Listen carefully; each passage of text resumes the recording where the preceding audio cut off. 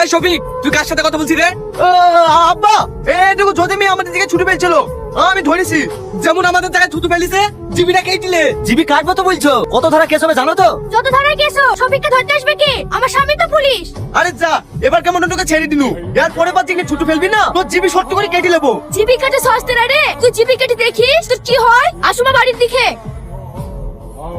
তোমার আসতে দেরি হলো কেন তাই বলো। আর বলো না, আব্বার অনেক বন্ধু এসেছিল, ডিএসপি, তাই ওদের সাথে একটু আলোচনা করতে গিয়ে লেট হয়ে গেল। ও, আমি একটা কথা বলবো। কালকে তুমি আমার চুল চিপে ধরলে কেন তাই বলো। আরে পাগলি, তোমার চুল না ধুলে কালকে আব্বা আমার সব জেনে যাচ্ছ। ওই সব কথা বাদ দাও, আগে কবে বিয়ে করছো তাই বলো। তাহলে চলো আজকে আমরা পালিকে বিয়ে করি। পালি তো যাবো বলছো, তোমাদের সেরকম কোনো আত্মীয় নাই, তাহলে সেইখানে চলে যাবো। তুমি পাগল হয়ে গেছো নাকি? তোমার আব্বা পুলিশ, আমার আব্বা জজ। যদি শহরের দিকে পালিয়ে যায় তাহলে তো খুঁজে বার করে ফেলবে। চলো আমরা গ্রামের দিকে পালিয়ে যাই। ঠিক আছে, গ্রামের দিকেই যাবো। হে বাবু, অনেকদিন পর বাড়িতে আসলি, ফোন করিসনি। ভালো আছিস তো?